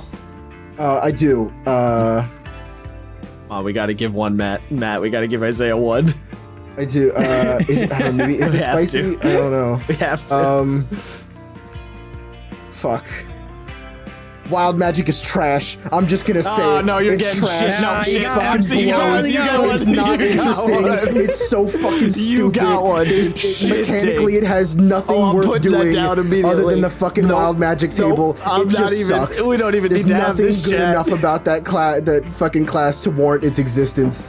Or some class. Factually incorrect. I said it. I fucking said it. And I meant Instantaneous it. shit take. I put that know one what I down said, with the and I said what I quickness. meant. It's fine. I know that this is a shit take, and I'm gonna die I on put this that hill. down so fast. That was amazing. All right. All right. I was saving my spiciest one for last. All right. All right. I got a little fun one. All right. Here. That was great. It's okay. It's okay to tell your players that they're not allowed to play certain races for the sake of your game's tone and to set a vibe. Not It's shit okay. take. It is okay to say there can only be one exotic race. There can only be one alien in the sci-fi party. There can only be one weird mutant in the apocalypse party. It's okay mind. to limit it Shit for the take. sake of the tone of your campaign. Campaign tone is important. Fuck. Do it, Matt. What? Yeah, I just that's the thing. I disagree, but I don't think it's a shit take. Like, that's the thing. I don't. You gotta, with no fence sitting. Yeah, no fence Yeah, sitting I in guess this so. house. Yeah, I guess I mostly disagree, so I'm gonna say shit take. Yeah. All right, listen. I see where you're coming from, though. I do. I Look, understand. I'm just saying, you know, the tone of a campaign, you know, the pre-established, this is the vibe I'm going for, is very important. And it's sometimes it can be really hard when you have an ooze monster and an alien and a fucking mutant fire-breathing turtle all in the same party. You know, it just, you know, I mean, Jesus Christ, look, guys, D&D has gotten to the point where you can have rules as written, a rabbit man, a lizard man, a bunny man, I said that right, an owl man, and a cat man, all on the same team. So you just don't like furries, Josh? Is that what you're saying? Is that Yeah, you fuck you, discriminating furry against- losers. Incorrect, because he plays lizard Damn. men. Actually, wait. So did I tell you my Strixhaven party? Actually, Well, we I'm gonna know get one of one them's a back, aren't monkey, and that's all I care about. yeah. A we got a Ape monkey. strong together. They're strong together. We got a monkey, a rabbit, 2 elves, a halfling, and a bat person. Oh my. Fucking So Oh, 3 okay. furries, 2 Okay. elves, and a halfling. 2 elves and a halfling is mostly fine. Those are still within the Tolkienian, general whatever vibe. But look, I really appreciate good tone. It's important to me. But fine, I Right. guess I get the shit vote. Well, there's a comic, a D&D specific comic where it was like it's a furball clown showing up for session 1. Yeah, He's like, I'm Bonzo the Bonzo the Donzo, clown. I'm hilarious." Yeah, and then yeah. it's like And 20 sessions later. It was it's like session 45. I love you, Bonzo. Yeah, it's like Bonzo, you have to get out of there. I can't. I have to think- hold up the whole building, or else we're all gonna die. It's, Yep. I hate that I love actually that I remember comic. that fucking character's name was Slap Happy Jack, the fucking fearbold clown barbarian. I don't know why I remember Yeah, that. and he Oh, fought shit. with I pies. I want to find that comic. You find Yeah. if you type in furball clown You said comic, I could use them as D&D. improvised web. Yeah. He had. I believe he said he took the tavern brawler feat so he could use them as Yeah, improvised. he's like, I have 12 in my inventory. Oh, that's I Aerodina with think, her like- 37 daggers. But I Yeah. think like a player can they can pick something weird like that, or Well, do, like I said, you're playing post-apocalypse and you show up with an ooze person and you're just like, what like I said, I can always take like 1 or 2, but if the whole fucking part, like my party right now, you could make an argument is pretty weird. It's a changeling, an air genasi, a turtle, and a warforged. But I would argue air genasi and changeling are not too wacky woohoo. Turtle and warforged are a little weird, but that's like an acceptable scenario. What? I don't know. That does sound like they all sound like, because They are all... you have the player's handbook. It's like, here are the common races, the uncommon races, and then from Vo's Guide onward, it's like, here are the fucking rare races that if you see one of these in the wild, take pictures. Holy Don't get me shit. wrong. Don't get me wrong. They are all a little weird, but here's the thing. It's also worth pointing out, in my setting, the only player that's kind of the weird outlier is the Warforged. Like, the other 3 are actually not that standoutish. So, it's like, it's within reason. Internet, I have to put this out into the universe. I'm usually the character who plays the weird one. Yeah. It's usually me. If it's is. not me playing a mystic, or I mean- the fucking dual wielding katana fucking tiefling blood hunter, or the then UA robot Iron Man fucking death robot. I do this a lot. It is worth also pointing out, when we played Star Wars and I said only one player could be a Jedi, Isaiah was the Jedi. So, Yeah, okay. That one though, I don't feel like I did anything wrong because you the didn't. 2 other players didn't choose Jedi. So I was like, well, if they're not gonna, I'm gonna do it. No, I'm not saying you did anything wrong. I'm just saying it's another case of that, happening. Matt, back around to you. Last Wait, round. did we say if that was shit or not? Or actually, I guess we did shit. Yeah, shit, you both said shit, you but- both hit me with the yeah. shit. You both hit me with the shit. Well, okay, no. I am willing to change my opinion to not shit. On if we change the game has changed. I'm fine with providing players if you have a party of 5, this is what you would expect to see. So like human beings, let's say 1 out of 20, or Dragonborn 1 out of 1,000, and be like, I'm fine with limiting to be like, you can only have 1 Dragonborn in the party, or you can only have up to 2 Tieflings in the party, shit like that, right? Well, that's what I said originally. Yeah, so that part I agreed with, but the only having 1 or 2 special races, that's where I'm like, Isn't that the same thing? No, everyone can be if you wanted a turtle, a rabbit person, a Leonin, if everyone was a special race but they're all a different race, and the game sort of revolves around that they're a motley crew of weirdos. That, No, everyone's that like, was not this is- no, that wasn't the take. No. The take was, if you want to put your foot down as a GM and say only 1 or 2 weirdos, it's okay to do so. Yeah, no, that one okay. I don't agree with you, but I don't think it's a shit take. I think it's a valid thing to say as a GM. I just wouldn't do it. Now you're changing your mind. Yeah, I did. Look, that's what happens. Are we when you giving think me the about not things. shit now?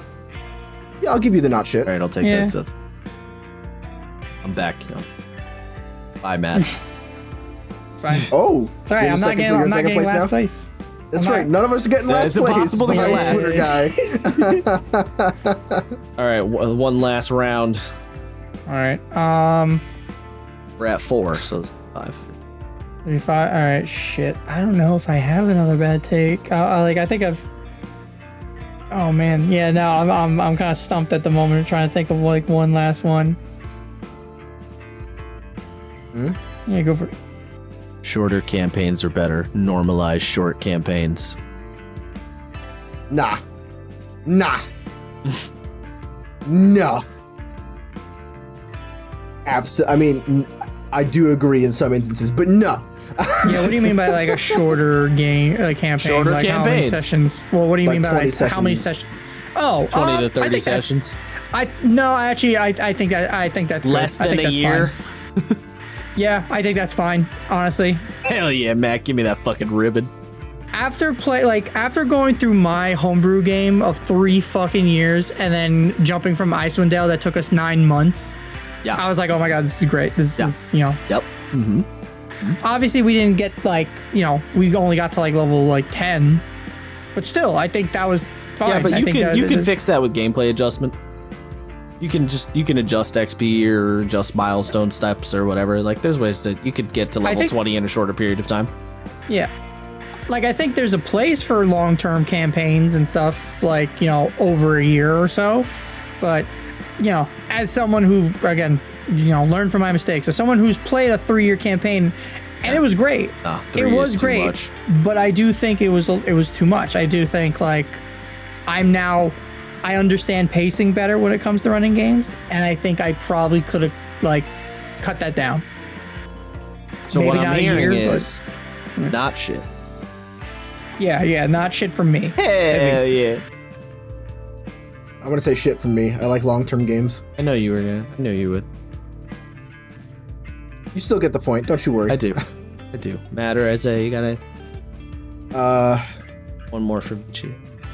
Let's see. Huh. Yeah, right. This is like, I'm like, oh man, have I said all my bad opinions already? Shit. All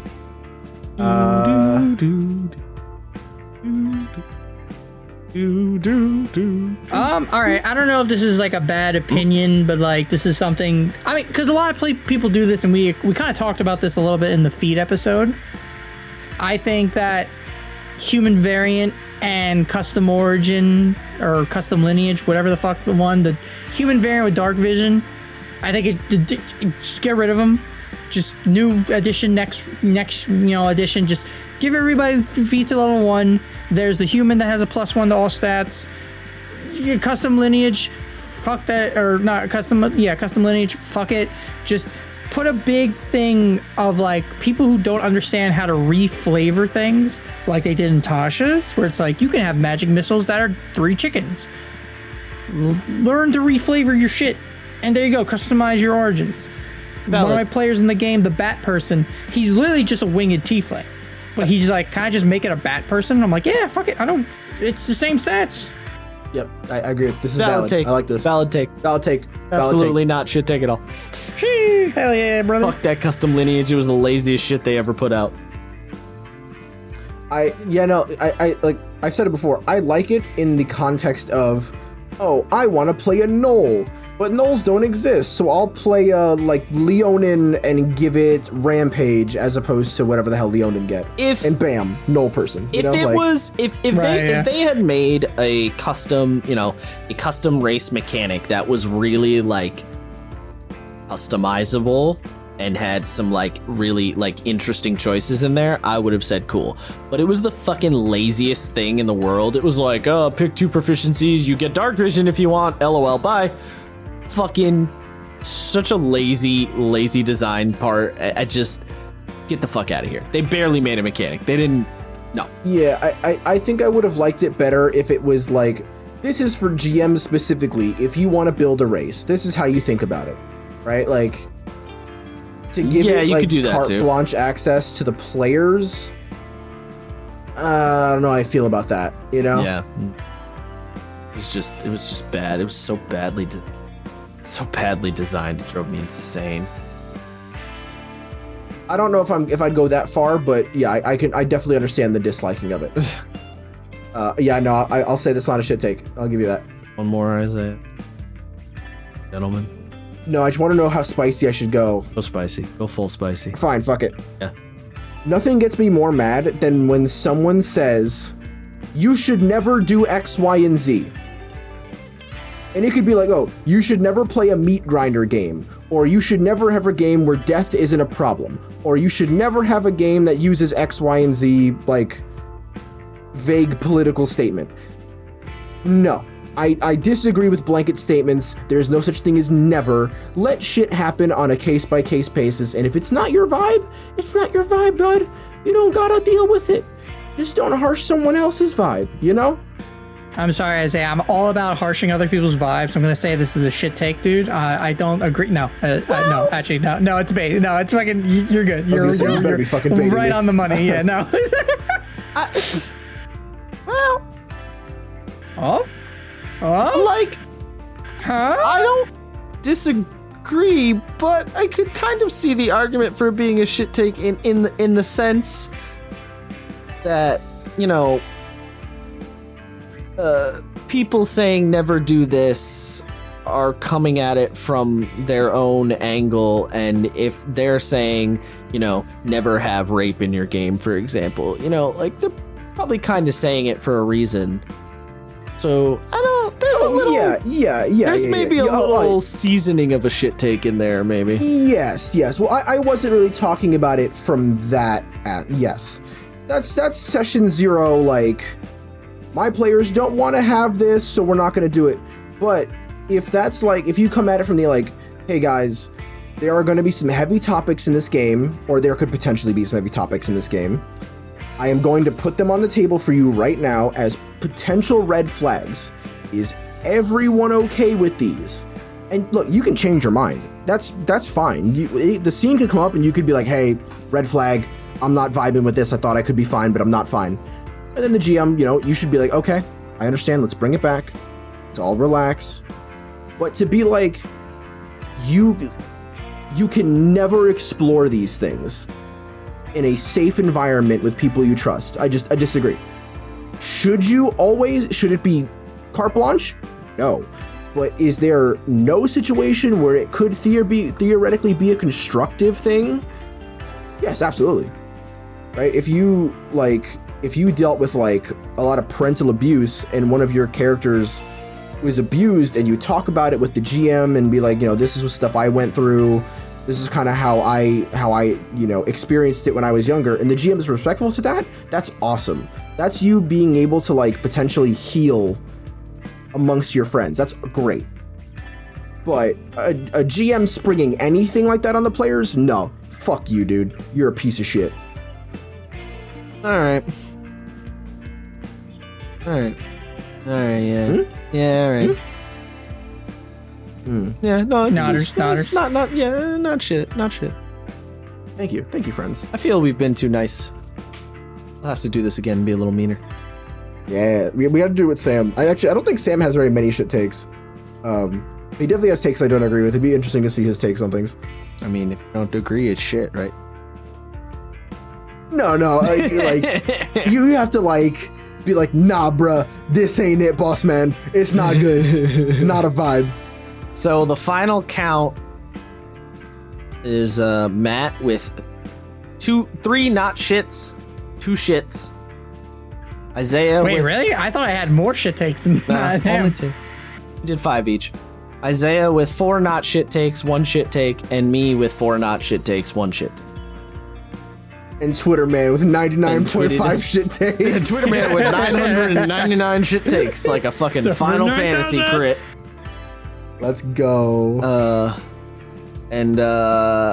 Was there any other? I know we mentioned episode 5 and episode 10. Oh, I guess I'll throw the clip in. I will put links in the description of episodes. Reference quite a few, just for the sake of it.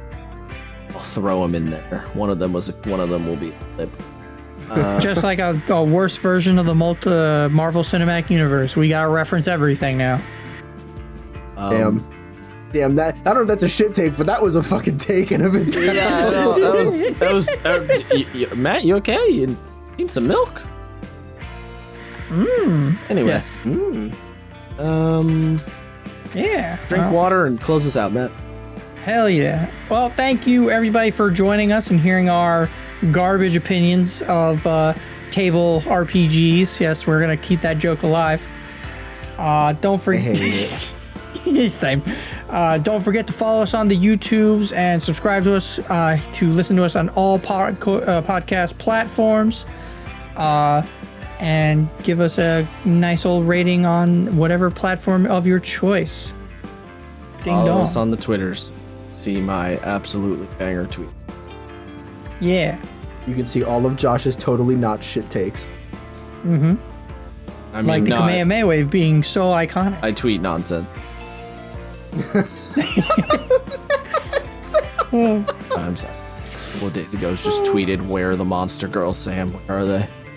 That was a banger tweet. I don't know what you're talking about. But yeah, do you guys have your your own shitty Dungeons and Dragons or table Nail them RPG to Matt's opinions? door. Yeah, nail them specifically to my door at no. I said mail, yeah, but I like nail better actually. Yeah, nail them Yeah. to his door. Oh yeah, nail them I specifically. will email you Matt's address myself.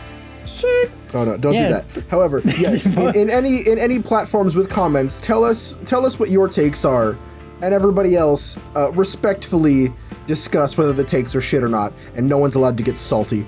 Take your lumps. Take your one. Take your shit takes like. That's right. Exactly. All right. Anyway, I'm gonna go bye. home with my bronze trophy, put it on the shelf, and laugh at Twitter guy. Yeah. Have a good night, everybody. Thanks for joining. Good night, y'all. Sessions Cancel Podcast Incorporated. Oh God, Disney Nubs.